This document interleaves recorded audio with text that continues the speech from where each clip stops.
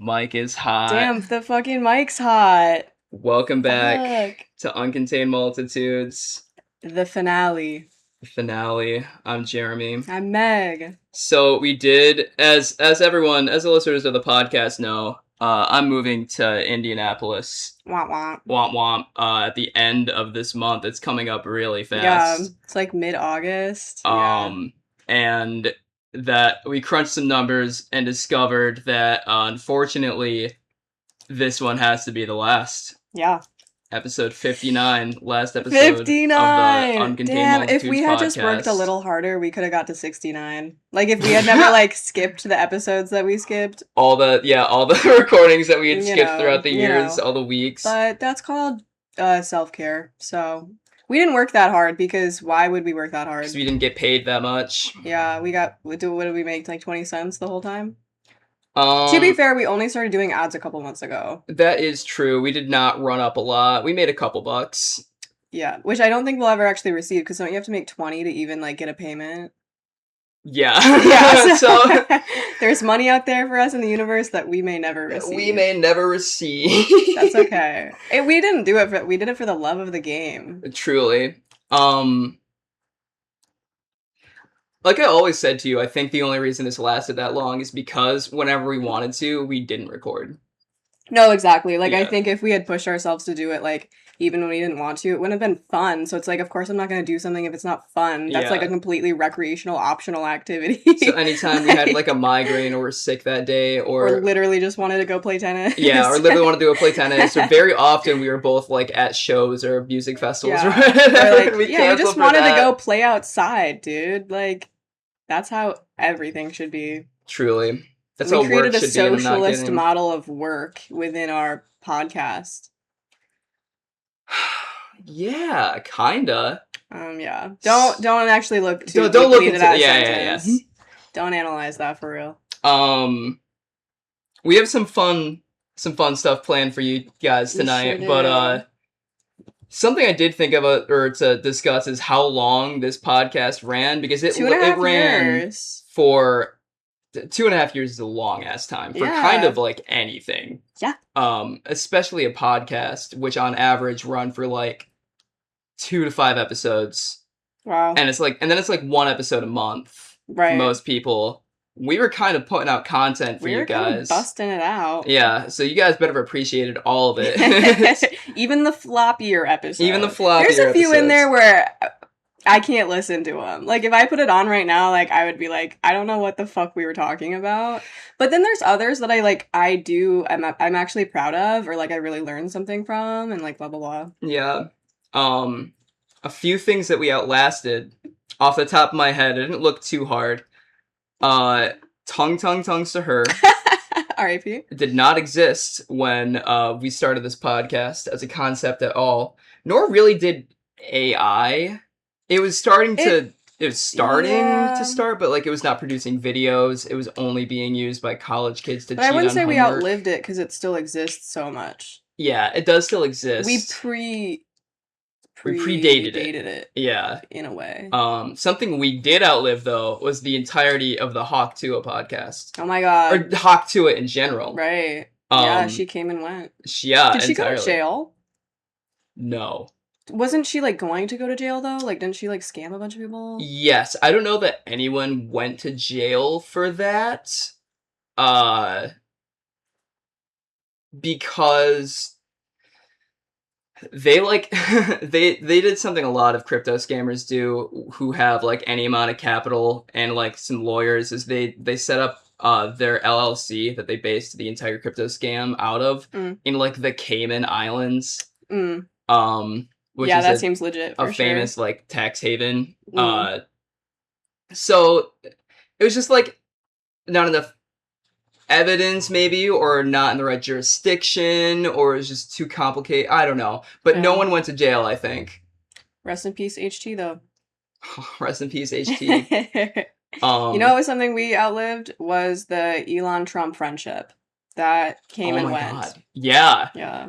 And you, on one of our New Year's episodes, you predicted that it would go down in a really hilarious, fiery way. And it did. And it did.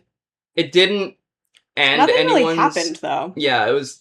They were just like, you're a pedophile. And the other one was like, you're a pedophile. And then, Yeah. yeah, they're both pedophiles, and then nothing happened to either of them. They're both two of the richest, most powerful men in the world still, so. And nothing came of their careers, and if anything, they only got more Yeah, and then wealthy. Elon Musk became a trillionaire, so that's, like, perfect, so. Right, so. Good. I'm glad that even if you're a pedophile, you can...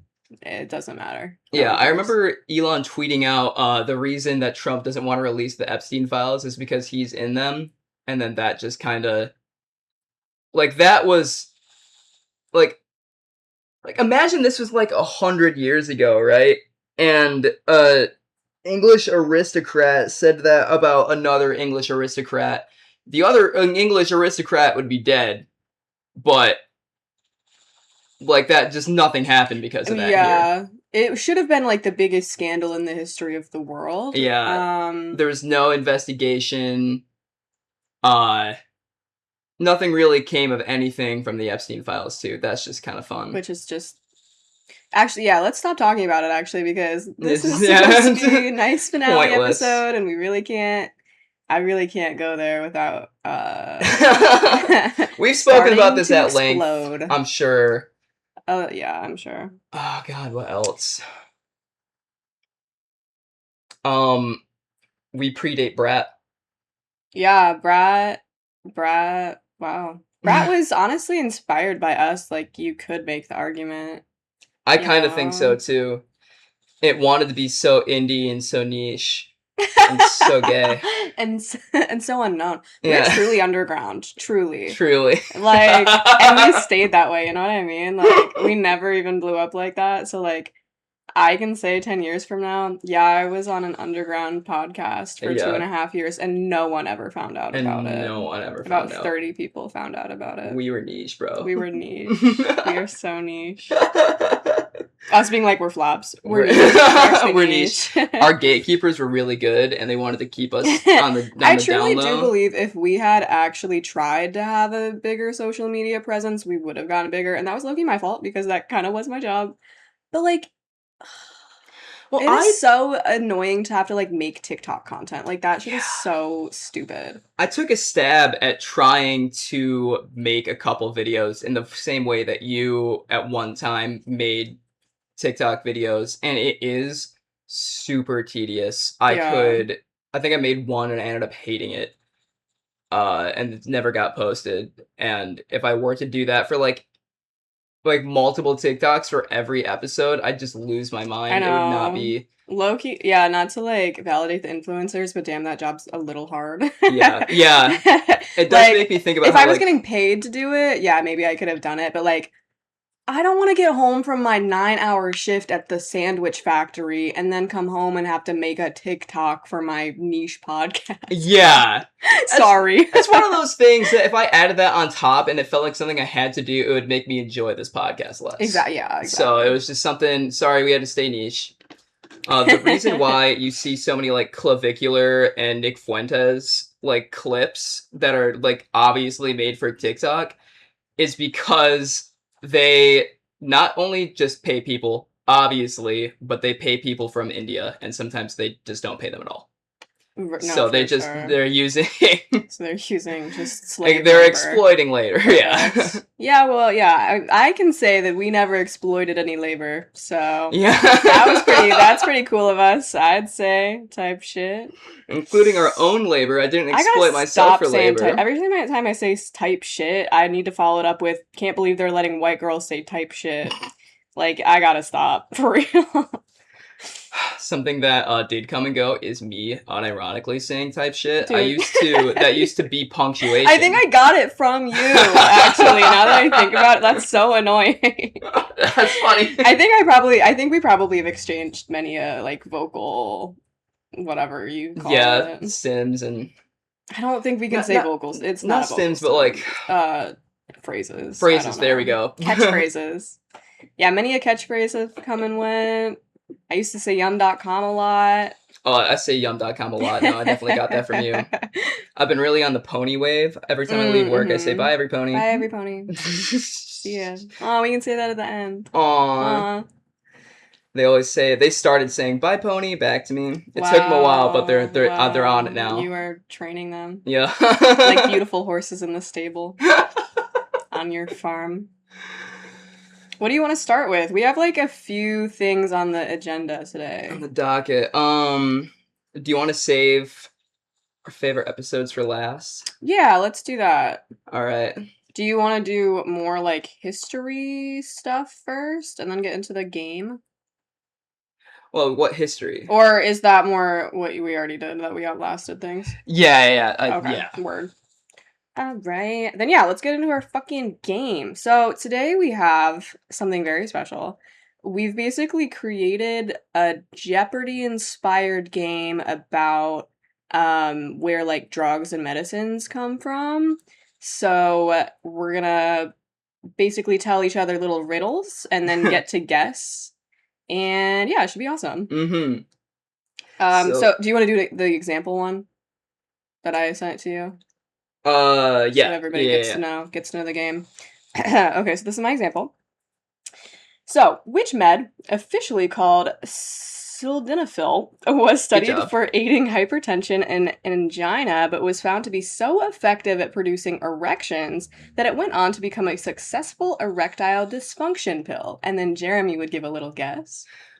Prozac. Sure, but like, let's do a little Jeopardy.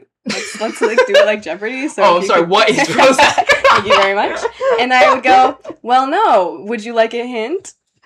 Yes. Okay, here's your hint. They are famous blue pills that your grandpa probably uses. Oh, the little blue pill? Viagra! Okay, what is Viagra? Okay, can we please get it together? Like, holy shit, holy shit. I need to lock in, sorry guys. That is correct, Jeremy. Woo! Do you want to keep score? Oh, I should have scored them. I think we can just do one. Each one is worth one. Yeah. That sounds good. Yeah, let's keep score. Okay, so that's our example, so everybody understands the game. And I think they're kind of, like, complicated. I don't know. I don't expect you for the examples that I chose to know. That's why I put little hints in, because I was like, these are just fun to say, but like it's not gonna be easy to guess. So it's like that's what the hint is for. For mine, if you can just like give an answer for what it might be prescribed for, or like what it kind of does. Okay, word. That works Less for me. Specific. Okay. Yeah. Gotcha. Like this next one is called like Captopril. You don't know what that is? No, I do not. Yeah. Thanks for spoiling it. Oh, Spoiler. sorry. All right. Okay, do you want to go first? You ask me first. Okay. Well, this is Captopril. This medicine, originally isolated from peptides found in venom from a species of Brazilian viper, was used by indigenous tribes to make arrows that would cause fainting, rapid blood loss, and shock. Now, we will both likely end up taking them one day to save us from a heart attack. That is genuinely sick as fuck. Okay, this is probably heart attack. You get blood thinner or or blood thickener or something with your blood. Okay, you're on the right track. Of something for what is it called? The fat in your arteries. Cholesterol. Not cholesterol. Fuck. Give you a hint. It causes rapid fainting. Oh god. That's not a hint. What causes rapid fainting? I like it. Think about why you might get dizzy and maybe even like your vision goes black and starry when you stand up too fast. You don't have any iron? You're on the right path of blood. Blood. What else do you do with your blood? You can thin it and you can thicken it, and again, we will both likely end up having to take this one day to save us from a heart attack because of something that we both have. What do we both have? Hypermobility? Hyper. Oh! Fucking ADHD. No. Should I just tell you? Yeah. This is a blood pressure medication. It lowers your blood pressure. Oh, yeah, okay. If you get hit with a poison-tipped arrow, you faint because it drops your blood pressure really quickly. Oh, that is how the fuck did they go all the way from that to being medicine? Because they discovered that the venom from the viper worked by dropping your blood pressure. Like, that's how it knocked you out. That's so cool. Medicine's cool. Medicine is cool. I should go back to school and become a doctor. Imagine I'm your doctor. And that would be crazy. Dr. Meg. You should go. That'd be funny as hell if you went back to school for, like, 15 years to go become a doctor. I'm like 50 by the time, because it's going to take me a while. Yeah. Like, you know. Okay, here's my first one. Which manic depressive med eventually developed from first injecting urine into guinea pigs in the primitive stages of experimenting?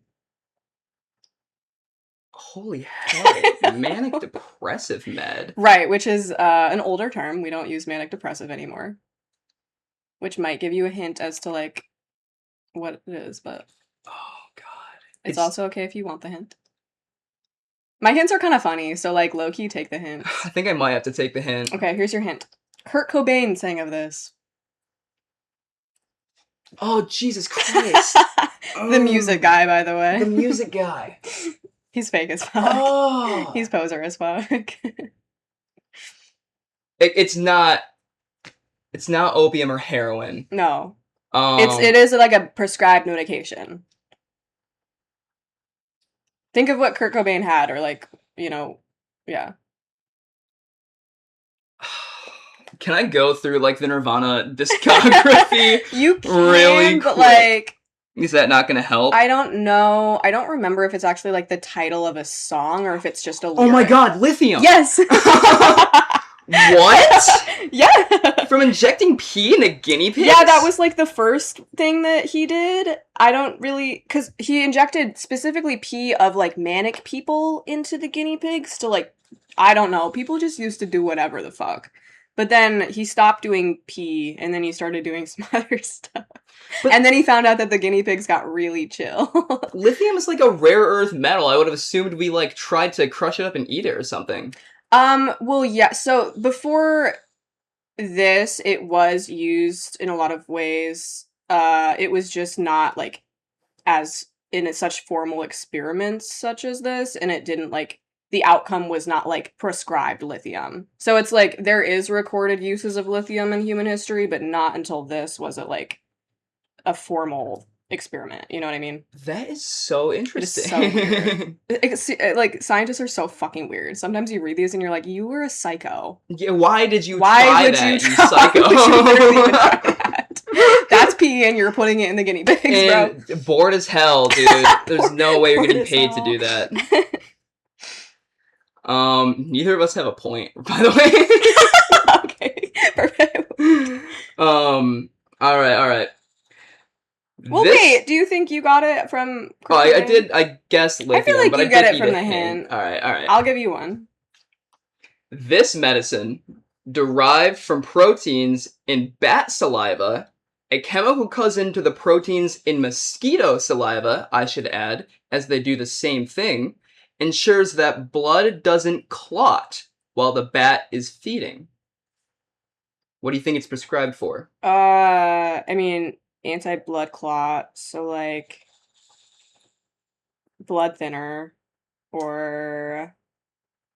So it is a blood thinner, yeah. but like specifically, if you give a blood thinner to a person who might be experiencing this, they might die. What? Wait, say that part again. Okay, maybe they won't die, but it's this medicine that I'm referring to is specifically for one kind of extreme affliction. You're on the right path with blood thinner. Bro, Viagra. My penis not working is an extreme affliction. No, I feel like I know this. I just can't think of it. Would you like a hint? Yeah. This medicine is most effective when taken immediately after your face starts drooping. Oh, stroke. Fucking stroke medication, yeah. We discovered this from vampire bats because proteins in their saliva stop your blood from clotting, which allows them to, like I said, feed easier.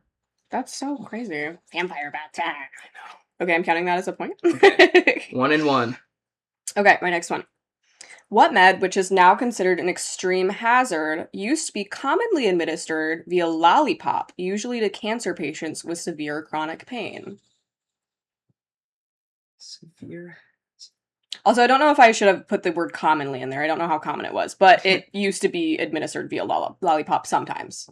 It's also administered in a variety of other ways. It's like cancer patients. I doubt it was just the pain that we're focusing on.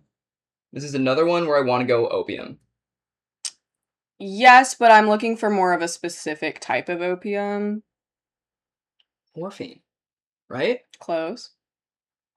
Is there a hint for this one? Yeah. Does it go any deeper? Your mom might warn you about it at Thanksgiving. That took me even further away from the answer. My hints are funny. They're not that useful, I think. And maybe think of the first part about what I said about it's an extreme hazard in today's world.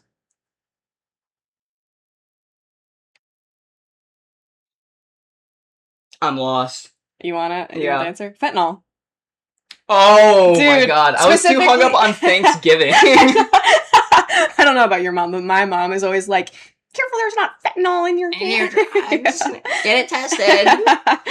Well, my mom doesn't think I do drugs, but you know. It would never be like straight fentanyl that they were doing that with. It would be fentanyl citrate, aka Actique is what they would call it. But yeah, they used to like literally put it on like a lollipop and like you would like swirl it in your mouth and like absorb it through your like gums and shit. How long has fentanyl been around? Oh, a long time. That's long really, time. That is fentanyl is still used like in hospitals and stuff. Like it's I know that. Yeah. I just assumed that it was more like as time progresses, we are able to refine opium further and further. Because like morphine is opium refined, and then heroin is opium even more refined. I thought we refined it. Nah, keep refining it. Keep going. And that's what I thought we did. I thought fentanyl was like a very recent invention. Scientists keep refining that shit. You never know when it's gonna get more refined. Well, like literally. Okay. Ready? Yeah. This medicine, originally intended to be an antibiotic, comes from a fungus that infects beetle larvae, controlling them in a somewhat similar way to the famous cordyceps fungus. The fungus itself works by making the target's organs, such as the brain, heart, and little beetle intestines, vulnerable to takeover, while leaving the rest of the immune system completely intact. What the F? Say the body parts again? The fungus itself works by making the target's organs, such as the brain, heart, and little beetle intestines, vulnerable to take over, while leaving the rest of the immune system completely intact. It's very interesting. So yeah, I mean, you already said antibiotic, though. Mm-hmm. And it's not used as that. Right. Interesting. It has a very specific use. Like chemo? Good guess. I see where you're thinking. Yeah. Would you like a hint? Sure. You would be taking this before or I guess during a surgery. Like fucking anesthesia? No, it has a very specific use. Okay. And is it in humans? It's also usually the brain, heart, and intestines that it targets, or not really? We would not use it for the brain, but we would use it, and often, like commonly, like every single time, use it for the heart, the liver, and the intestines. What's it called? It starts with a B? No. The look on your face said no. Or maybe a kidney. We also use biopsy? No, biopsy? fuck, that's not. No, that's not what that's called. No. I'm trying. Literally, what I'm pulling from right now is like the Grey's Anatomy episodes.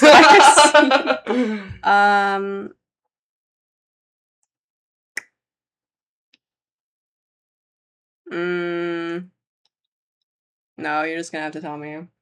This medicine is used to ensure that your body doesn't reject an organ when you get it transplanted into you. Oh, I don't know. I don't know what that's called. Organ transplant. I would have expected that. Yeah. I guess I'm thinking so much about like medicines that I forgot that it doesn't have to be that. You have me guessing like medicine names, whereas I have you guessing we did our stuff a little bit different. Sorry, y'all. That's okay. Okay, you want next one? Yeah. What drug was so well liked that by its researchers that they would self-administer it and call it names like Window, Atom, and a low-calorie martini? Yeah. Window, low calorie martini.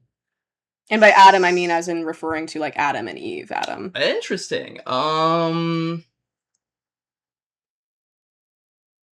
damn. Can I get a hint? You would hope to find this as a ground score at a rave or a festival. That one's good. MDMA. Yes. We're like ding ding ding ding ding. Wait, we haven't been doing the fucking Jeopardy. Oh, what is MDMA? Fuck. Sorry, everyone. I know someone on there is mad as fuck listening to us. How was MDMA first synthesized? Because I know it stands for methylene dioxine methamphetamine, which is a fun fact I like to tell people when I say that, Molly is meth. Don't do Molly because it's meth. So it came from MDA, which is a similar but different something. It's actually like, it has some of the same effects, but a lot more intense and strong, I believe. And I'm releasing this, by the way, from like my 10 minutes of reading I did earlier, so like forgive me if I'm not super accurate. And know what? MDA was a common like recreational drug for a while. They were trying to get it to be like a therapy drug, as they did with MDMA. But both of them kind of just ended up being recreational used instead. Nice. And then obviously like war on drugs like really like kind of fucked with that. That's all I know. That's all I remember. Because it makes me think of how LSD was made, and that they were originally trying to find like something chemically close to ephedrine or something that would like they originally wanted it to like increase blood pressure. Or something like that. It was something like that. It was. Oh, I remember. It was something with blood as well. It was. They wanted to find something that could stop abnormal bleeding. Yeah. Yeah. And they found LSD. That's awesome. Because that like kind of worked in rats, and they were like, "All right, let's try it on ourselves." Whoa. That's fucking awesome.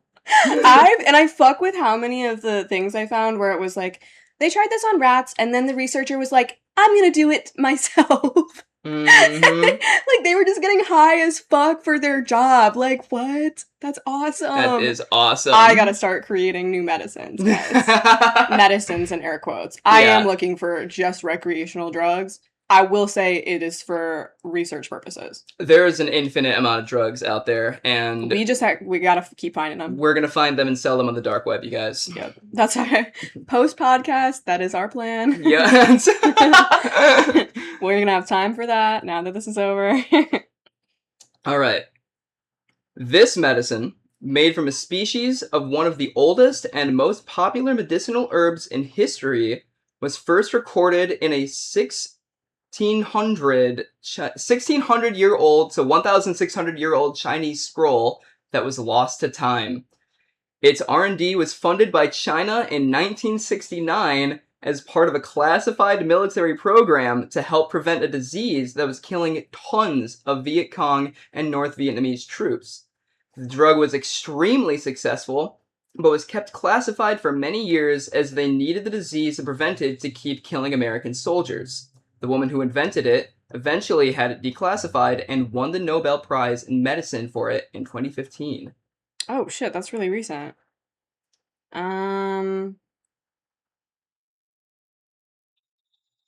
Some form, is it an opiate? No, it prevents the disease. It's prevention. So some sort of vaccine, maybe? Yes. Yeah, okay. Can I have the hint? Anthropologists believe this disease has killed half of all humans who ever lived. The first widespread pharmaceutical for this medicine opened up trade with the Southern Hemisphere.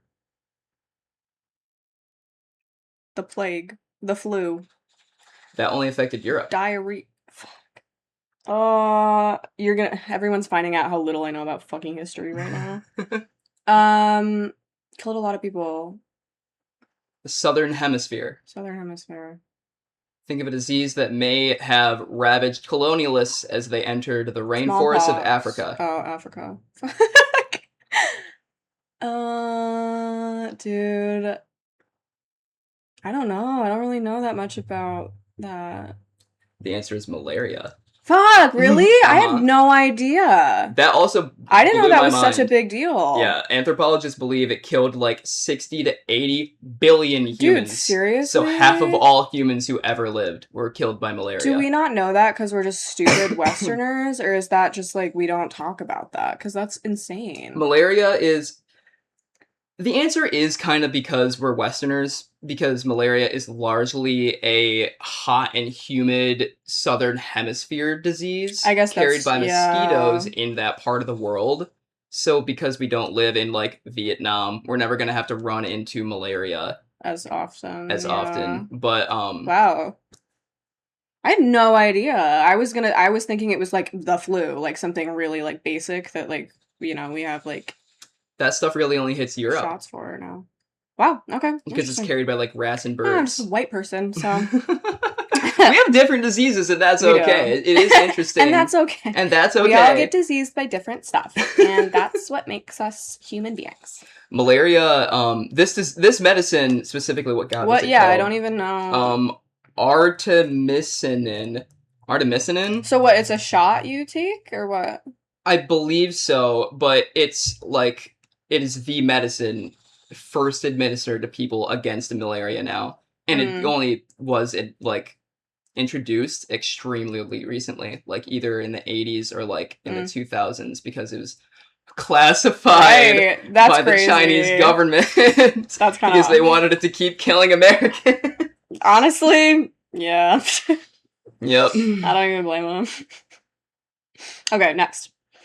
What type of med development, so not a medicine, but just like a concept of a medicine, Interesting. what type of med development was stopped in 2011 because the WHO was concerned about mood changes, depression, pain, and libido differences in male patients, despite similar approved medications having these and worse effects in female patients? Is this like male birth? What is male birth control? Yes. Yeah. Isn't that fucking crazy? That is fucking crazy. That is really funny. They do think they'll have some more male contraceptive options by like 2030. There's like a lot of research underway right now. But I don't know. Me as like being a woman or whatever, like I don't know if I trust the men to like keep up on their pills and shit every day. I agree. Just because men typically don't have to. That's just not a. I just can't see that happening. But also it's like I mean, I think they're in development of a pill, but they're also in development of implant type devices similar to like a Nexplanon like arm implant. That's that's pretty common and stuff. I'm thinking, I have a memory of being in high school and a girl got one of those, and it was like, I think implanted in like sorta incorrectly. So she could like flex her muscle and you could see it, and she would invite kids to come and touch it. I don't even know that that was implanted incorrectly. Like I had one that you could, I don't think you could see it, but you can, if you touch, you can feel that shit. Yeah. And I did that, and that gave me the willies. Yeah. Oh, it is like kind of creepy to think about. I hated thinking about it. I would never touch mine when I had it. But it's extremely effective and like effective for a long time. So like, I've had like a lot of different forms of birth control. I had an IUD for a sec. I've been on the pill. Like, all of them hated me and my body. But I think, I don't know. Actually, they all had their ups and downs. Implant was nice that like you have it and you forget about it. Yeah. Type shit. Yeah. Type shit. Stop!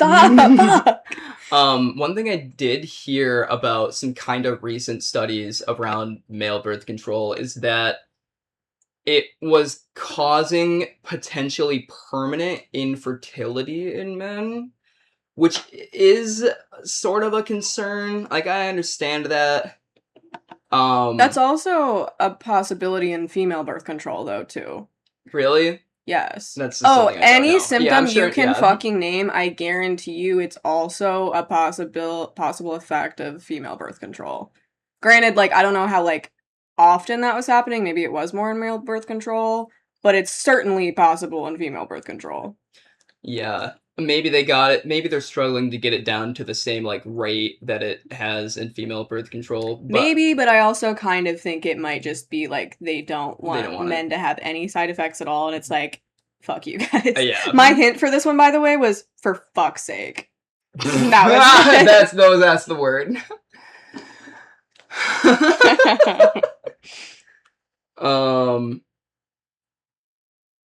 All right. This medicine is derived from a defensive toxin that male beetles give to female beetles after mating. The toxin is laid over the eggs to ward off predators. The toxin itself works by causing skin lesions upon contact, causing the affected layers of skin or carapace to break and tear off, leaving the victim vulnerable to infection. Okay, so it has to do with skin and humans too.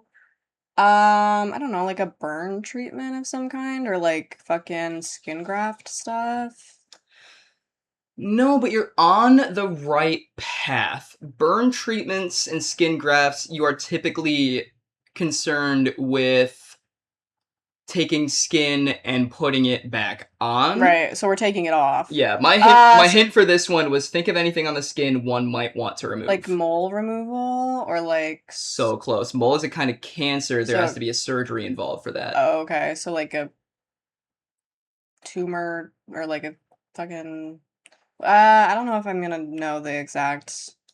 You may have gotten one of these if you ran around barefoot as a kid a lot. Oh, like a wart removal? Yep. Oh my god, really? Yep. Cool. It's also used for STDs. Sorry. What is wart removal? What is wart removal?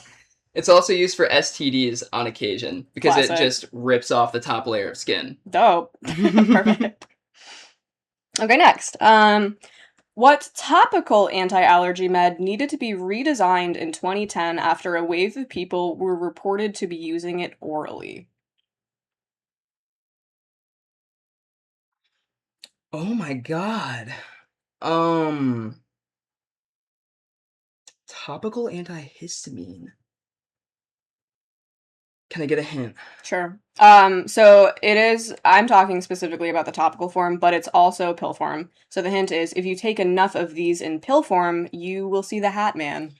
So my answer would be diphenhydramine. What is diphenhydramine? What is Benadryl? Yes, correct. Not me knowing the chemical name of Benadryl. Because you've seen the Hat Man. Because I've seen the Hat You Man. met Mr. Difus, whatever. Diphenhydramine. Diphenhydramine. Something I encourage you to do is to go on the DHP subreddit because it's people documenting taking like 900 milligrams of Benadryl and just telling their stories. Which, by the way, it is kind of cool that we do have a pill that doesn't. It just like it sends you to hell. Like it just sends you to hell. Awesome? You get to live in hell for a little bit. You can breathe awesome. Yeah. And it also can occasionally get people addicted. You can get addicted to going to hell. Yeah, what the fuck? Wow, isn't that like a beautiful like human nature moment? Yeah, that's so special. Wow, that is so special. Do you know where we going to hell? Some people don't have enough problems.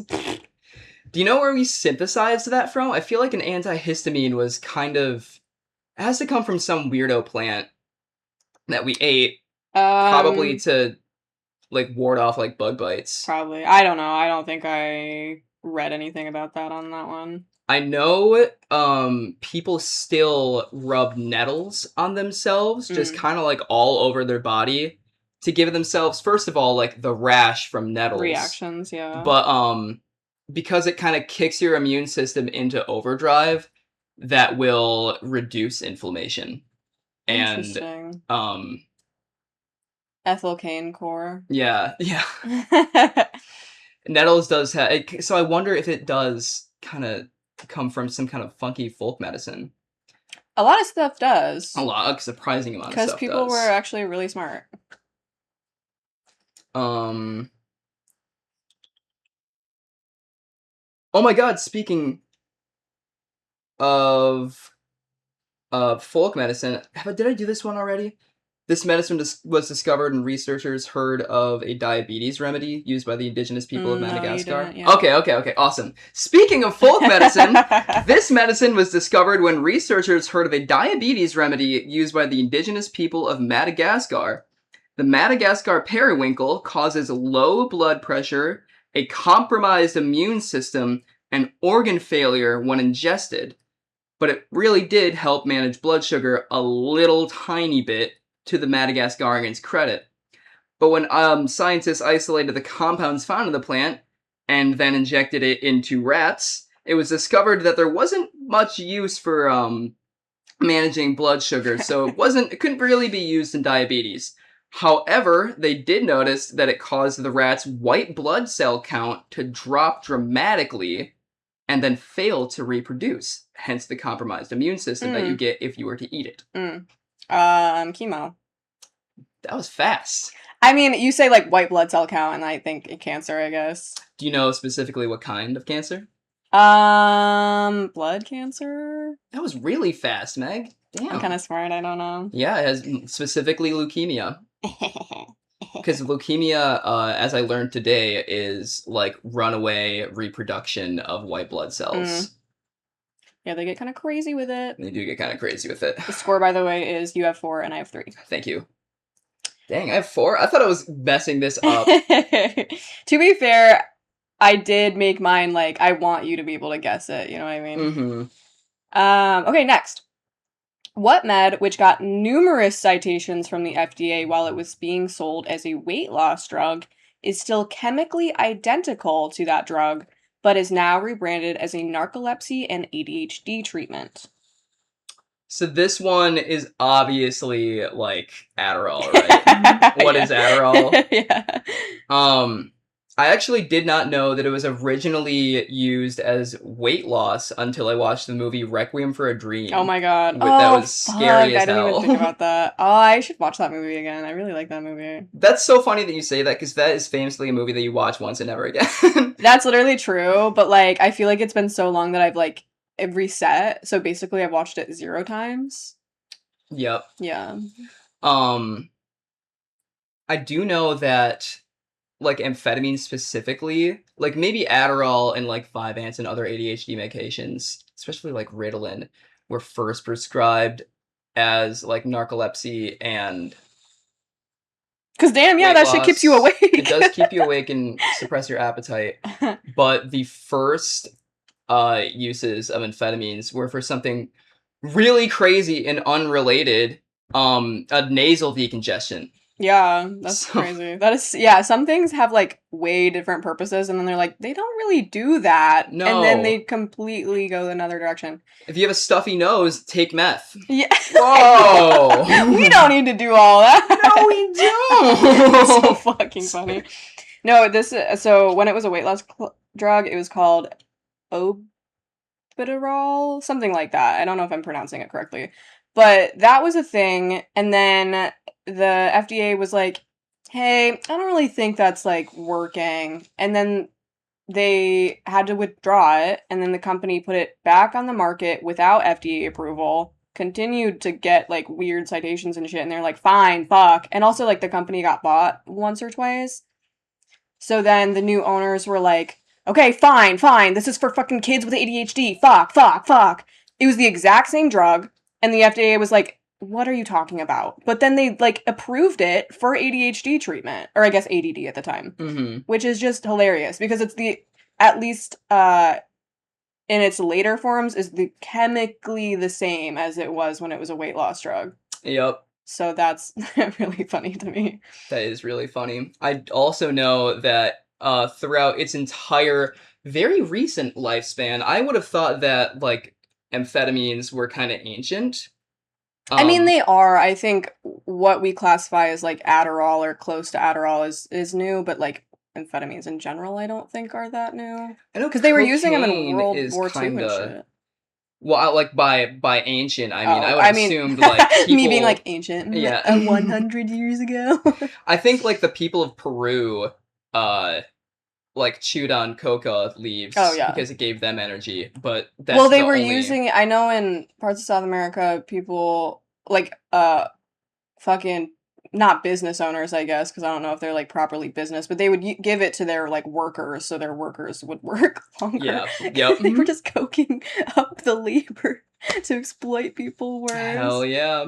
Yeah. But, like, in in what we now call methamphetamine, in its entire lifespan, or like amphetamine as we know it, not necessarily meth, its entire lifespan, it has always been used for military use. Yeah, that's As soon as it was yeah. discovered, it was called Pervitin by Nazi Germany, and that is still pretty chemically identical to what we call Adderall today. Fascists see methamphetamine and they're like, "Yep, give that to my strongest soldiers." The entire Volksgemeinschaft, they all need to be on meth. These are the people we need to hold on a pedestal. We also still give it to like American fighter pilots today. And they call it speed. Pilots. Dude, that's gotta be increased reaction time, and you can stay awake forever. Yeah, I don't know, man. Doesn't seem right to me, but okay. Yep. Alright. You're gonna like this one. Okay. This medicine is also related to a disease that has killed... Yeah, wait. This medicine is related to a disease that has also killed incalculably high numbers of people throughout history. Derived from a bacteria in spoiled food, this toxin...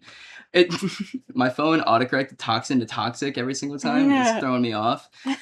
This toxin works by completely paralyzing your muscles. It would be a misnomer to say you die of respiratory failure, because that's when your lungs can't get enough oxygen to your blood. Mm-hmm. You die because you lose the ability to breathe completely. Okay. Some sort of muscle relaxer? Or... Fucking... anesthesia? I don't think it's ever been used as an anesthesia. I could be wrong, though. Has it?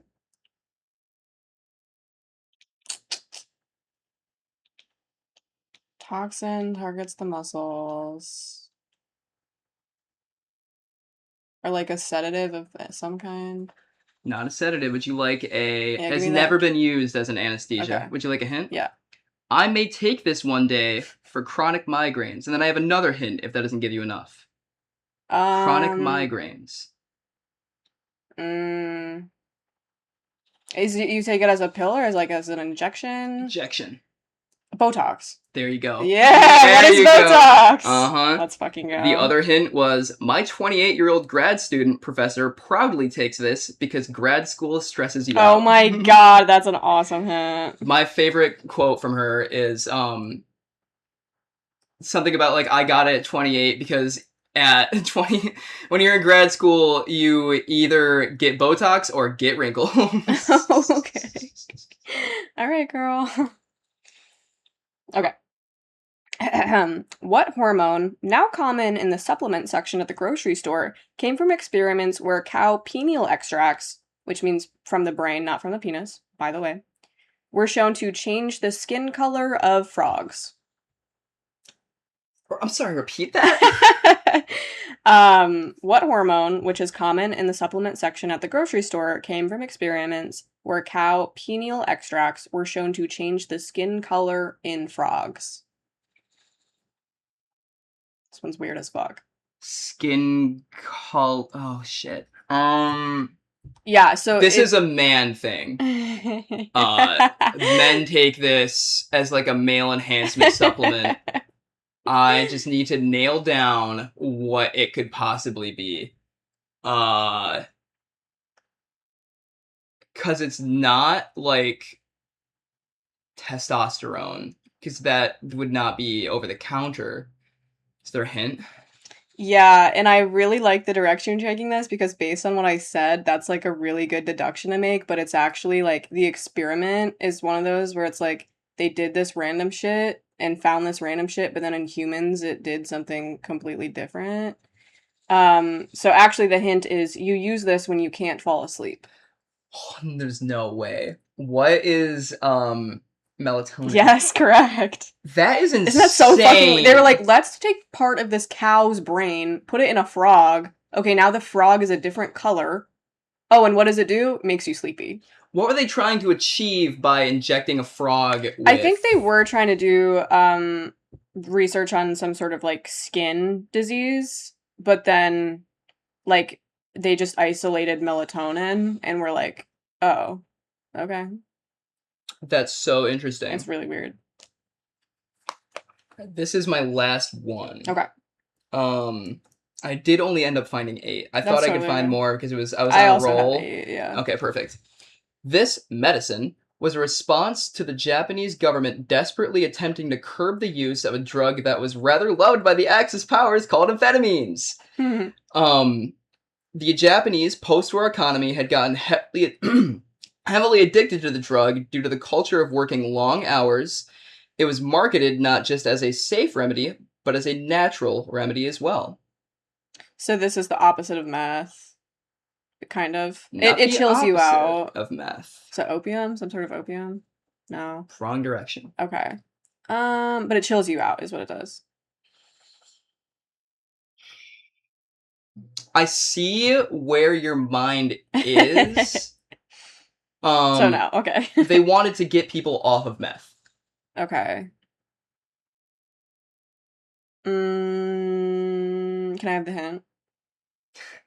Gives you wings. Oh my god, fucking caffeine. Yep. What is caffeine? Well, really, it's like taurine. Okay. That's when it was really first used in energy drinks. The true answer is this is where energy drinks come from. Okay, can I get the point though? Yes. Okay, and my last one. So this is also kind of like a broad, it's not like one specific medicine, but it's kind of broad, I guess. Mm-hmm. Okay, so what medicine was developed by experiments with armadillos? That's really vague. I'll give you the hint up front. The hint is, this is a treatment for a biblical disease. So I want to say the disease, what is leprosy? Mm-hmm. Correct. I don't know much about... I'll accept that as an answer if, like, all right. It's, I was looking for leprosy antibiotics, because it's not... Interesting. Yeah. They're, yeah. So why are the antibiotics for leprosy different from regular antibiotics like penicillin? I don't really know. But fun fact, you can get, leprosy from armadillos. Like, you can contract it. Like, usually, like, human disease is different than animal disease, so a lot of times you can't do that, but you can. And actually, something that's happening literally right now in Florida, USA, there's, like, an outbreak of, like, leprosy happening because of contact with armadillos.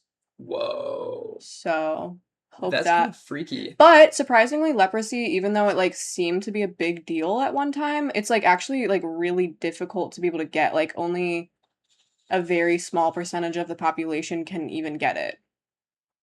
I almost want to, like, research how people got leprosy back in the olden days, like biblical times, because they were fucking with the armadillos. They were fucking with the armadillo? I don't know.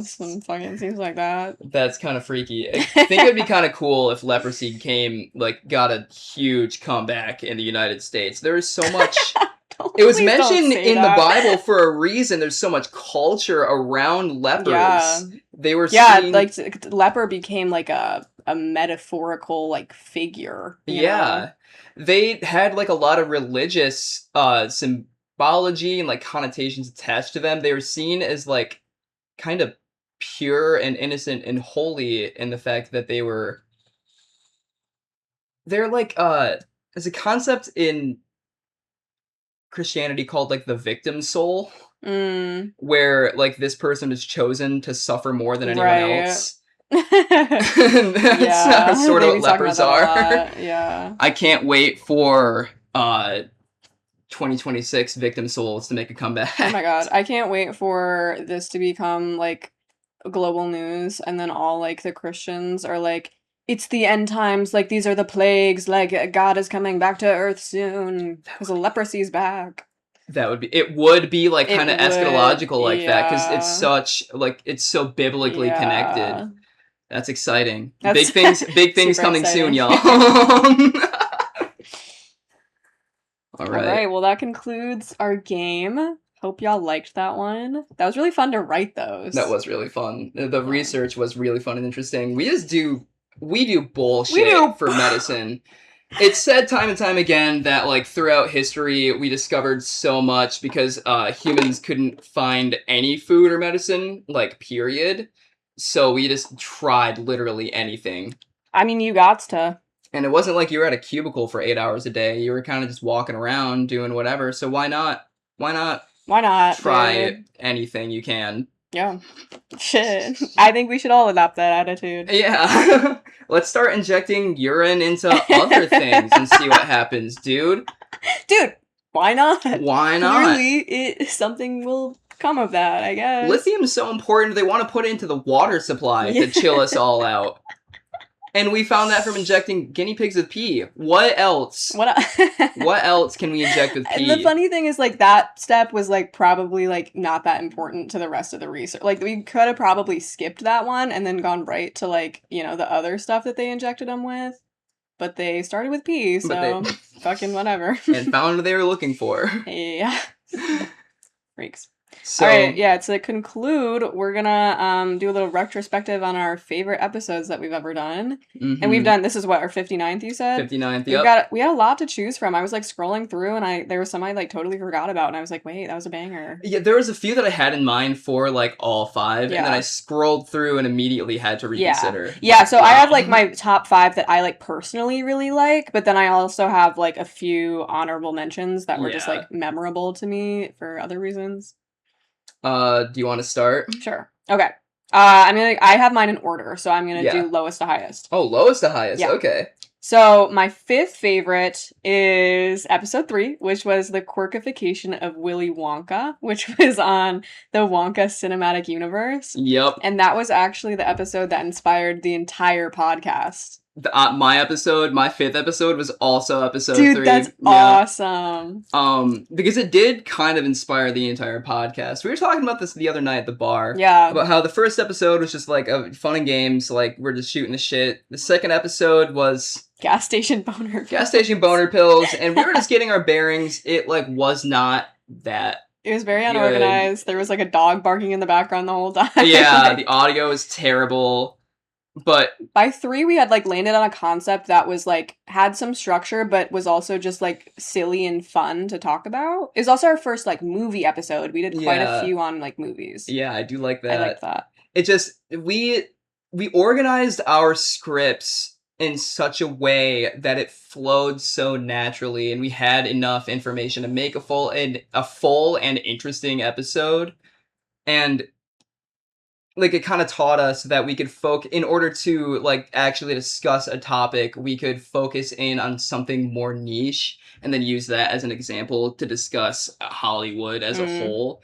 Because what we kind of did was compare all 3 of the Willy Wonka movies to the Hollywood that they were created in. Because it was, like, the 70s, the early 2000s, and then right now. Which I think ended up being, like, a big structure that we would use again and again. Like, we would take something niche and small and then, like, connect it to, like, the bigger stuff going on around, which I guess, like, isn't that, like, unique or anything, but it, like, gave us, like, it taught us how to do that. Yes, and like proved to us that we could do that and make a podcast that goes for 2 the first couple episodes I was like, we're doing some bullshit, and then 3rd episode came and I was like, wait. We're cooking a little bit. Yep. I should also mention that I failed a public speaking class in college because I was so bad at public speaking and I just, like, refused to do it. Dude, I didn't know that. Yeah. That's so fucking funny. And, like, I wasn't good at, like, researching and compiling information in a way that was good to, or, like, in a way that was for... That's, like, well-organized. Well-organized and also for the purpose of entertaining. Yeah. Like, but... Speeches, they do need to be entertaining, yeah. Yeah. Well, they can be informative or they can be to convince or whatever, but, like, with that episode, I knew the audience and I knew how to research and write a script for the purpose to entertain that audience. Damn, you low-key gotta submit this podcast to your college and be like, guess fucking what? Yeah. Guess fucking what? Actually fix my grade. Fix my grade, please. So Okay, my fourth favorite was episode 46, which was my year of celibacy and celebration. That one's obviously just like very special and personal to me because it's like a lot about my own life experiences. And like it's all about like celibacy and like decentering romance, which was like a big personal journey that I took over the course of the pod. And I just think it's really cool to like see that and like see my like mental growth and just be like deconstructing a lot of the stuff that like society teaches you to care about. It was like a therapy episode. Yeah, no, it was yeah. Felt like That that. was pretty fun. We also had another episode that was like about like it was called I Have No Girlfriend and I Must Scream. And it was Yes. about how romance and dating culture is so centralized. That was almost like a predecessor to I don't remember exactly my personal timeline, but I believe that one came out just after I'd gotten out of my relationship, and then about a year later came my year of celibacy and celebration. So my that was like a God. year of like thinking and like living that like concept in my actual life. And yeah, I think like those like they're like sister episodes, I guess. So it's like Yeah. that's really cool, yeah. It was fun to see how like concepts that we sort of empirically researched and like just to say for that episode ended up applying to you. And something else I forgot to mention during the history is that we both ended and then got into new relationships during the duration of this podcast. Oh my God, yeah, good for us. Hashtag growth. Hashtag living. Oh, and they're both with our coworkers, by the way. Oh! That's nuts, actually. Like, that's... Guys, your soulmate is your coworker. Guys! And that's all I have to say about that. Whenever I train a new guy at work, because it's guys shooting the shit, I'm no better than a man. Whenever I train a new guy, I always, run him over the important basic stuff that he needs to, like, do the job. And then I turn to him and I say, I'm only going to give you one piece of advice that you need to know for this job. You have to fuck your coworkers. You're just creating a hostile work environment on purpose. Oh, that's awesome. What was your fourth favorite? My fourth favorite was I Was Born Without My Consent. Wow. Mm-hmm. The episode where you posited, well, quite simply, that people are born without the consent. Yeah. And that whole episode was about antinatalism and just all of the facets of that. And that episode that's in my honorable mentions. Nice. Because it was like, it's just one of those things that the one concept I couldn't get over, the consent part of it. All the other shit I was like, yeah, babies are probably good. But then with the consent of being born, tough. That's like... Still think about it to this day. And, like, I do still think about it to this day. That episode was really fun because there wasn't a ton of research I could do. And, like, I really looked, and it turns out that even philosophers like Kant, like, haven't discussed that question. Yeah, this one's real untouchable to a lot of people. Guess what? We touched it. Call us the touchers. There's, like, not even a lot... Like, it seems like not a lot of people ever have really had that thought. Like, no one can. I mean, to be fair, like, we have such like a biological, like, urge to reproduce. So a lot of people don't think about the deeper parts about having kids. I think they definitely should, obviously. But, like, yeah, a lot of people aren't like, should I have the baby or not? Like, the ethics or, like, the implications of doing it. Yeah. So we just dove into it. It was just really interesting. And... it spawned a question that I still ask people. I go around asking people, do you think you... would choose to be born? Would choose to be born? Because I answer that question no. Because it's like, I think I'm okay, and like, I like my life well enough, but it's like, it's a lot of energy. Yeah. I'm kind of tired. It does tell me a lot about the people, whichever way they answer that question. Yeah. I can kind of almost guess the answer if I kind of know the person. But... I almost would have gone yes on you. I assumed you loved life. I mean, I do, but, like, I fought really hard to like life, you know what I mean? So it's just, like, it was I'm gonna make the best of the life that I have, but if I could If I had had the choice way back, because I would never end my life now that it's started, but if I could have just never had it in general, yeah, I might look into that. That's I'm not so saying interesting. 100%, but like, it's just a lot. Camus tackles this question by recognizing in that book of his, The Myth of Sisyphus, that you have to fight to like life. But the concept of like consenting to ever have that decision in the first place is so, it's just so interesting. There's so much like knowledge that like informed consent, like you'd have to tell the person almost what their life would be Dude, like. yeah, no, I think I was talking about this with Sophie the other day, literally about like informed consent, because then I was talking to her about like the consent aspect of it, and then she was specifically like, and it would have to be conformed and informed consent, because if you're just agreeing to life in general, like that looks so different for so many people. It's like, what will your life be? Will you suffer a lot? Will you be born into poverty? Will you have this thing happen to you and this thing happen to you? Like, I think if people knew what their life would be like, they'd be more inclined to say yes or no based on what would happen or like what was told to them. Mm-hmm. So it's like, yeah, that's like a whole fucking can of worms. There's an author named Thomas Ligotti that wrote a little bit of theory on I woke that. up in a new Bugatti. I woke up in a new Ligotti. But he really only like his working like answer to this sort of he doesn't tackle that question directly, but he does say that Everyone's too scared. everyone's too Or maybe scared. we're just being really pretentious. Yeah. Nolan Gaff. He does say that people should not be born because there should be no amount of suffering like involved at all. Like if Buddhism was taken to its natural extreme conclusion, in order to completely prevent suffering, we should completely prevent new life, new human life. But like that still also kind of denies the autonomy of being born. Like I would consent to being born. Right. But notice how you said you would and you didn't. You know what I mean? Like you Yeah, would have consented if you were asked, but you weren't asked. but I wasn't asked. So you didn't consent. That's just so complicated. I know, it's so complicated. It's a big mind fuck. I really like it though.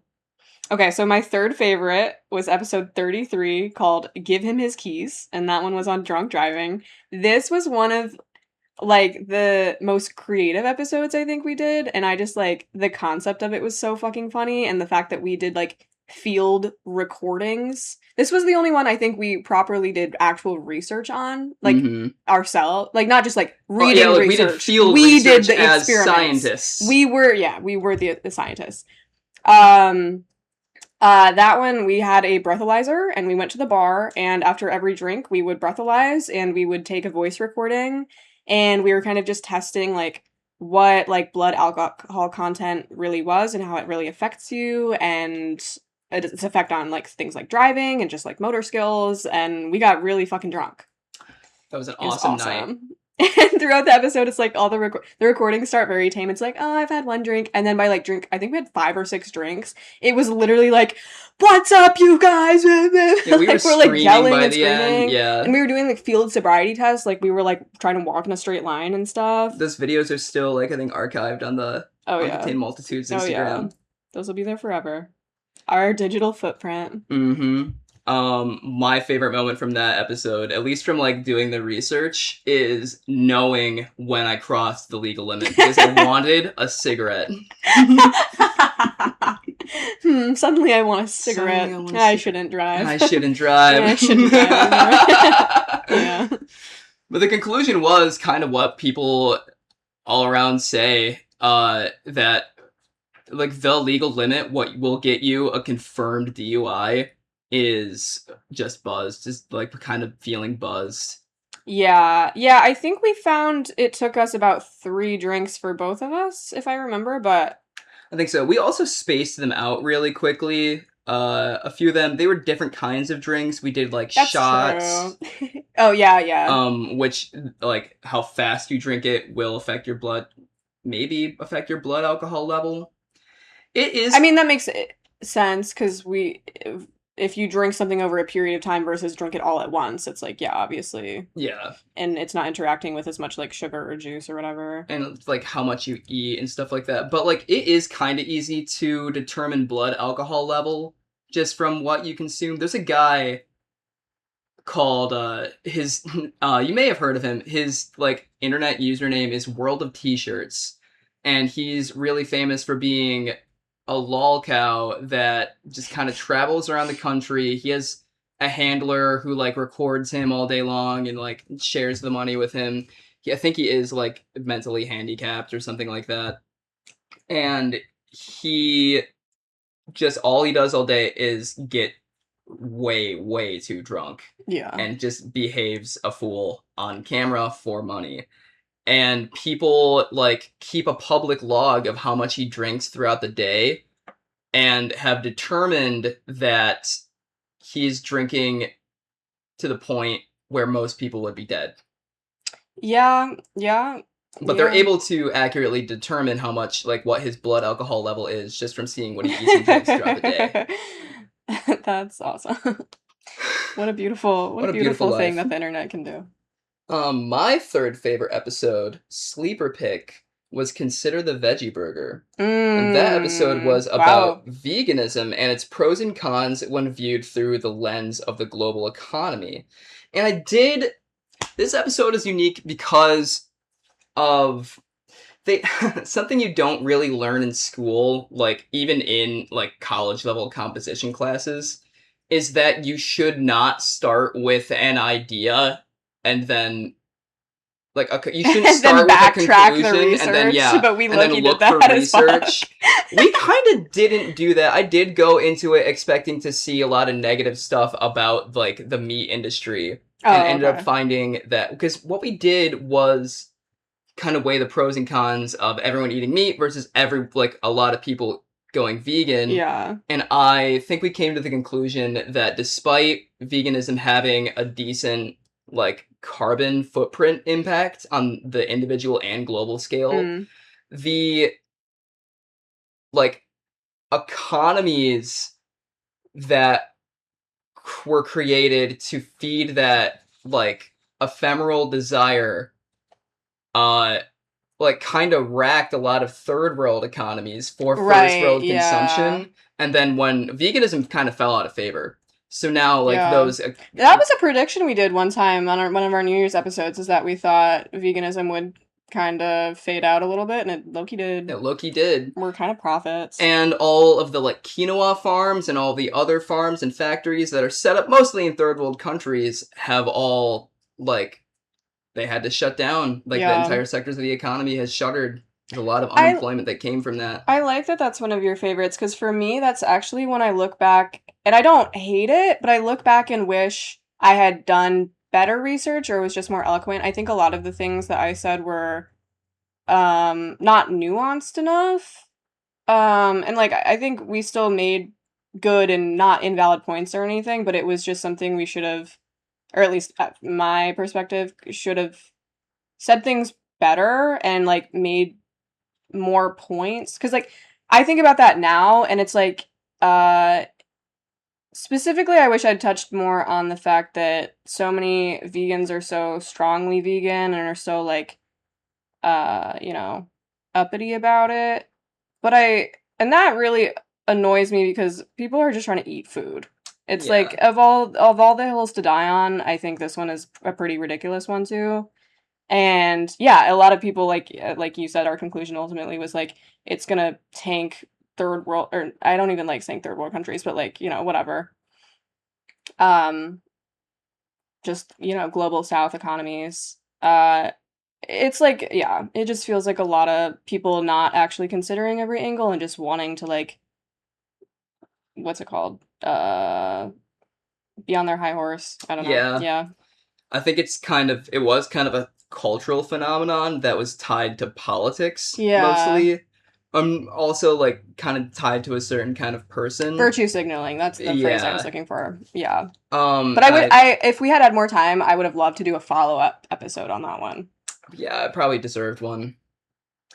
Okay, my second favorite was episode 14, which was called We're Kink Shaming You, and that one was on the ethics of porn consumption, which we pretty conclusively, I don't even like to say that a lot of the episodes like come to a complete conclusion, because it's like we're not scientists and we're not blah blah blah, This one was pretty like cut and dry. Like porn is bad for you in just about every way. Not only Yeah. like ethically is it bad, the industry is fucking evil, the effects it has on your brain is bad, your relationship just like damn, porn is bad, you guys. And that's like a controversial thing to say, but it is kind of just true, it seems like. I had that one of my honorable mentions Yeah. because I mean, we both went into it knowing that porn is bad. Yeah. Obviously, porn's bad. I mean, that's one thing that we've always like connected about and like been able to talk about because a lot of people like this is like a very controversial opinion to have because like a lot of people hear that and at surface value just take it as like anti-sex or anti like freedom. But like that's like just think about it for 2 seconds more. Yeah. Um, my second favorite, also kind of a sleeper pick. Mm. Episode 45, You Met Me at a Very Bi-Curious Time See, in My that's in my Life. honorable mentions. Yeah. Yep. It covers such a special topic to me, which is, in fact, like men being losers and like Yeah. the culture that loser men form. Specifically this is about Fight Club, by the way. Yeah, oh yeah, this episode is about Fight Club. It was our Which that was the first time I'd ever watched Fight Club, so that's why I put it in my honorable mentions, is because it was my first time watching Fight Club. That's and we right. like had a movie night to watch it and stuff. Like it That was was sweet. really fun. And I remember telling you that the meme that everyone was saying at that time, you met me at a very Chinese time in my life. I turned to you and I said, "Hey, that's actually from this movie." And you're like, "What? When does he say that and why? When does he become Chinese?" I was like, I mean, this plot's already all over the place. Like, I guess he could be Chinese. Like, I don't know, man. There's a third. Oh wait, spoilers for the oops. Spoilers, whatever. He becomes Chinese. That's a spoiler.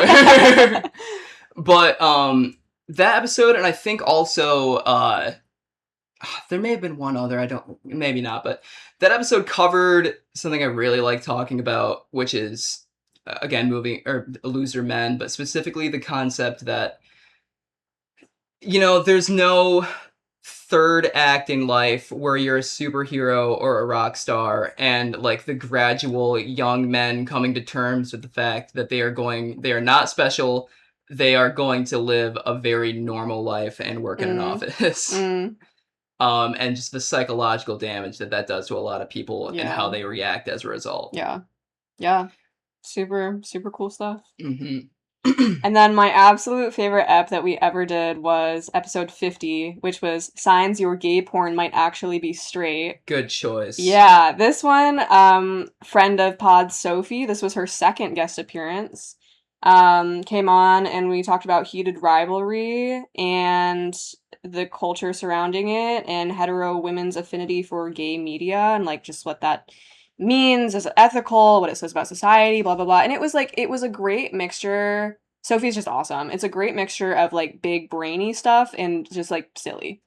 That one's in my honorable mentions because I remember getting heated during it. Oh, like I remember, because my whole thing that I couldn't really maybe like articulate that well or like couldn't agree on anything with you guys is that despite it being good representation and any representation is good representation, how do we reconcile the fact that like this is fetishization and there's just I got no good answer and we just continued to fight. I remember that. That was a really fun episode. Yeah. My all-time, I think I've probably discussed this before, but my all-time favorite episode is Sex Should Be Illegal. Okay, I thought that would make your list. It was not even my best researched or like our best researched episode, but it's important because I think we both had our best original ideas. We both came into it with really well thought out. Yeah, we had like quotes and shit. I had like Andrea Dworkin quotes and shit in there. Yeah. We were both like, and not even that, but it was so much of our own thinking, our own conclusions that we like completely walked through. We had an entire dialogue of it and like came to a conclusion that we felt so firmly about. I remember 2 points that I had in that episode that I like feel again like really proud of that I was able to conjure out of my own mind is that when you go into an action or like an event, when you go to do something with the expectation of getting one thing out of it, but you get a different thing out of it, that action and the thing that you got out of it was like denied your autonomy, essentially. I probably could have worded that better, but my example was like we were talking about hookup culture, and I said like when a person who wants a relationship goes into the dating market, the hookup market, whatever, and only gets hookups out of it, despite like desiring and going into the interaction,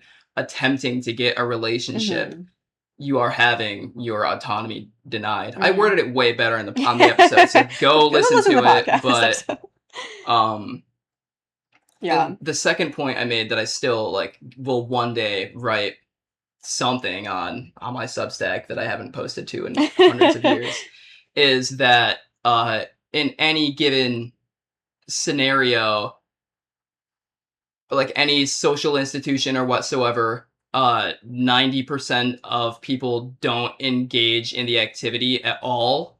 Yeah. And 10% of people do.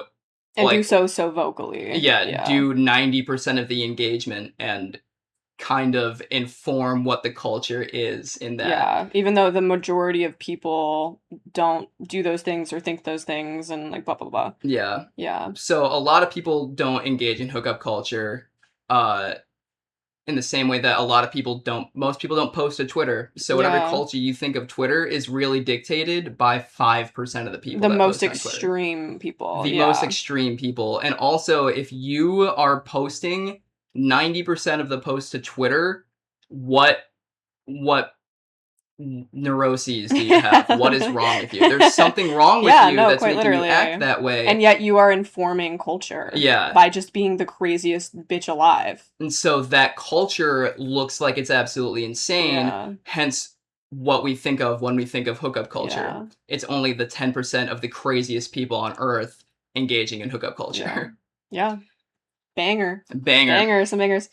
A few more in my honorable mentions. Long Day at the Baby Making Factory, which was episode 43 on surrogacy, and specifically we went more into like rich people surrogacy, which is it gets real eugenicsy and freaky. Yeah. And that was a really interesting episode, I thought. Stuck with me. That was a really interesting episode. I learned a lot. You suggested that episode, like, on our big, long episode list, and it was something that I absolutely knew nothing about before researching it. And then there was, like, this perfect article that came out and was, like, it contained this lawsuit about this woman who was, like, suing her surrogate, and it was just, like, this crazy, like, rich person situation that only happens to like really rich people and like so detached from regular reality, but it's just like all the implications of it can be applied to like any surrogacy. So it was just the implications. And there's a lot going on in the episode that we learned about how like places like Ukraine are baby farms because it's a kind of a disheveled economy. Yeah.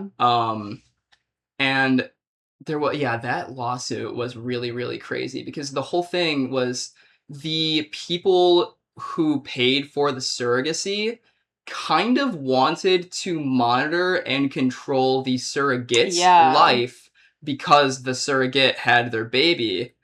There's a lot of questions raised about autonomy and like, it's like, okay, you kind of are you're renting out part of your body in a way, and so how much does your parent of choice get to control what you do and how you are? Because like everything you do does affect the baby, but it's still you and your body. Like it's really complicated. I remember kind of coming to a hard line opinion that I think I still hold. Yeah. That if you are like pro-choice, if you're pro-abortion, you have to be anti-surrogacy because if you apply the same philosophy of like a woman should be able to do whatever she wants with her body, you have to apply that to or furthermore, like there should be no legal jurisdiction over a woman's body like that, over a woman's Yeah. choices like that. Yeah. Because technically, I mean, they paid for that baby and the surrogate. It's kind of their property according to contract Yeah, law. it gets really weird, like human trafficking, Yeah. and plus And there was like always the implication similar to like adoption, where it's like, uh, you give your kid up for adoption, but there are like true ties to like birth parents, like that is real. It's not yeah. just like is real. It's not just like some bullshit. Like, so children of surrogacy like have attachments to their birth parents, and not getting to have a relationship with them is often a traumatic experience. hmm Yeah. I remember phrasing it a little bit better on the pod. When you kind of purchase womb space, you kind of are entitled to determine what happens to that baby because Mm. the baby was bought and paid for by you. And like that's just legally true. Like that Yeah. unfortunately is just legally true. So we have So to we have to not do we have to it. just not do it to Yeah. prevent that sort of legal entitlement according to contract Yeah. law from ever happening. Yeah. Yeah, really interesting stuff. Did you have any other honorable mentions? One of my honorable mentions is our first Reddit "Am I the Asshole" episode. Yeah. Reddit, should I disown my cuck son? That's on mine as well. Nice, because it was such a fun format, and I think it's so short form. Like it's so like we could do that forever if we wanted Yeah. to. Maybe I'll meet someone down in Indianapolis that is funny enough to run that format just kind of indefinitely because Yeah. there's no shortage of Yeah. people insane enough to post their problems to Exactly. Reddit, which is just it's a content farm that we could get rich and famous off of, and I Yeah. really enjoyed Yeah. doing that episode. It taught me a lot, helped me get inside your head Right. how you would, because we kind of disagreed sometimes. Yeah. Yeah. I also had that episode on mine. That was episode 52. And then my last one on my honorable mentions list was episode 21, which was No Love Like Robot Love, which was on AI relationships.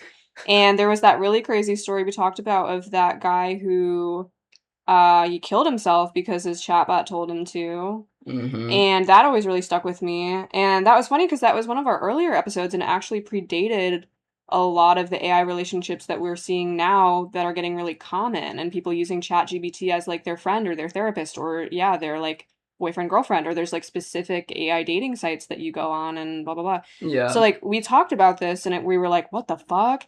But then it like got so common and popular.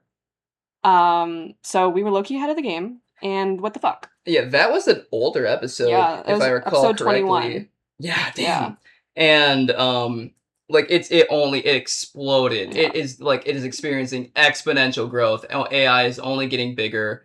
Its cultural prevalence is only getting bigger. Like you and I both absolutely know people that use it as a therapist specifically. Yeah, Like which is that is so scary.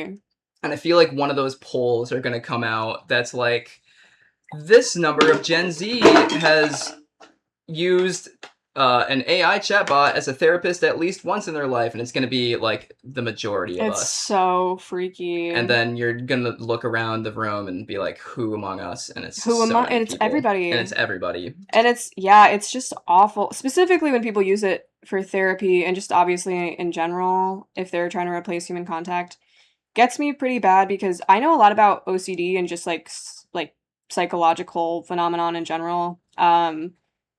Things like that, when you take something that is not reality, but then begin to perceive it as reality, things just get so fucking dangerous. And that's true of like people with OCD or anyone who like overthinks and has a lot of anxiety. And just like, if you think a thought long enough, you will start to believe that it is true. And that's why like OCD thought loops and things and anxiety loops are so dangerous. Cause like, even if at first you are like, that's ridiculous, if your brain keeps telling it to you over and over, you start to have no choice but to kind of believe it because it becomes your reality because it's in your brain and it's like you can't ignore it. And that's like weirdly becoming true with AI therapists because it's like they're just telling you whatever you want to hear or whatever advice that is being fed to it by it's grander, whatever it's pulling from, you know? Yeah. It's not actually based in the reality of what's happening. It's not based in, yeah, reality. So it's like you're just being told kind of random ass advice and like being told to follow it and you believe it's going to help you. So it becomes your reality. And then it's like, and now you're killing your wife and kids. Like, Yep. fuck. To go even further, it doesn't. Not only does it just kind of pull from nothingness, it hallucinates a lot of things and just tells you what you want to hear. It only responds to what you tell it. Right. Like, so it's getting a completely one-dimensional story. yeah, it is entirely biased based on. That's all it's doing. It's a predictive text generator. Yeah. It is predicting what it should say based on what you feed it. And, So sorry, keep going. yeah, sorry. It just so it is completely biased to what you say. So if you have a feeling like your wife is cheating on you and she's going to become violent soon based on her actions, ChatGPT is going to say, "You're totally right. Based on what you see, she is going to become violent. You should blow her up." Right, which a real therapist would say, okay, maybe I'm not getting the full set of the story and be trained to understand that and be trained to look for something deeper and not jump to a super insane solution. Mm-hmm. And obviously these things need to make money. Like these things are for profit. So they function so that you will continue to use them. So it's not going to say something that you don't like. It is going to feed you information that keeps you using it. So like, duh. So like, duh, it's not yeah. going to tell you hard truths the way a therapist is like literally trained to. It's just going to be like, yeah, man. Oh, that sucks. Sounds like your wife Sounds is like really your getting wife on is your really- nerves. sounds like you should hit her. Yeah. That's what I'm saying. Yeah. So head of the curve with that one. Truly, we didn't know how ahead we were. Yeah. I think my final honorable mention would be separate the fart from the fartist. That one was so frustrating that because I still don't know what I think about it, you know? I remember it was frustrating. I remember we got into, like, not an argument, but, like, we had clearly opposing views. Yeah. We added a lot to each other's ideology. I think that may have been an episode where you got me to declare that I was wrong and that I now Good agree with people you. on both sides. Oh, God. It's just, like, I remember, like, digging so deep on that and then not really having an answer. It's really hard to answer conclusively those types of things. Yeah. Yeah. Do you have any more? No, I think that's all of it. We've been going for a pretty long time, an hour good 32. Long finale. Yeah. Any parting words for the audience? Dear readers. Thank you all for sticking with the podcast for 2.5 years, a very, very long time. Every time I check the like the stats, there's always like between like 12 and 40 people sometimes that consistently listen to the episodes. So there's definitely like a handful of people, maybe I know your names, maybe I don't, that like consistently sat down and listened to the pod, and that's really cool. Thanks, guys. Thanks for listening to us. Yeah. Oh, I'm getting like the warm fuzzies. I know. This is making emotional. Yeah, no, it's been so sweet. I feel like especially because during the podcast, like I stopped going to school, so or maybe it was right before. Mm-hmm. But this was like a good way to keep in touch with some of like my more like academic side, and made me feel like smarter, and I was like learning stuff, and I just like talking to you and picking your brain. I feel like you're one of those people I like just love to talk to because you always have something I'm not expecting that you're gonna say. Like you just be saying whatever, but that's true. Like we have such like different brains, and I think that's so cool. Yeah.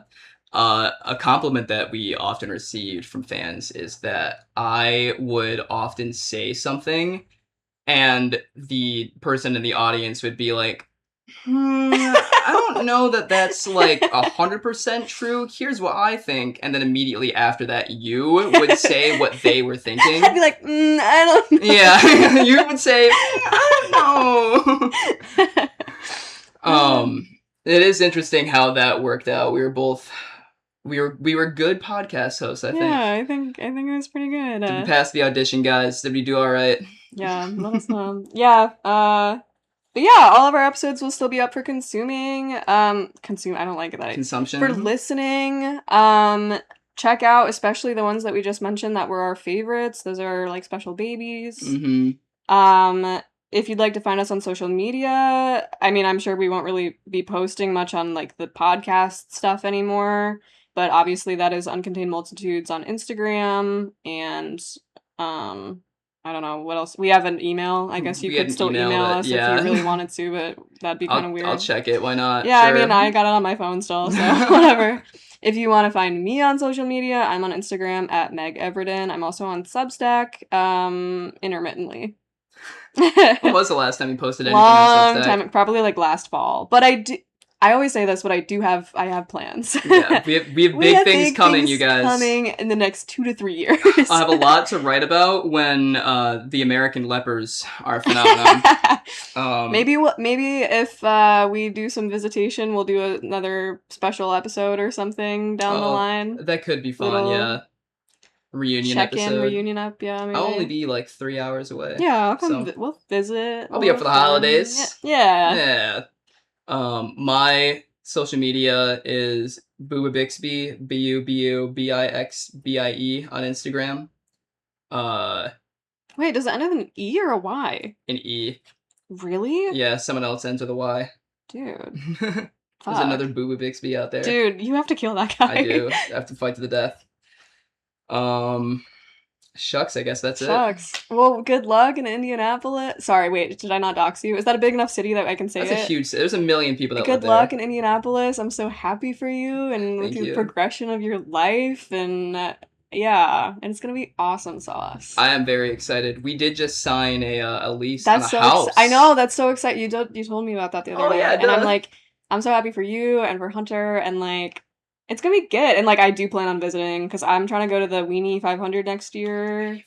Or my favorite tattoo artist lives in Indianapolis, so maybe I'll come and get my tattoos done and stay with you guys. Yeah, we'll have a guest room open.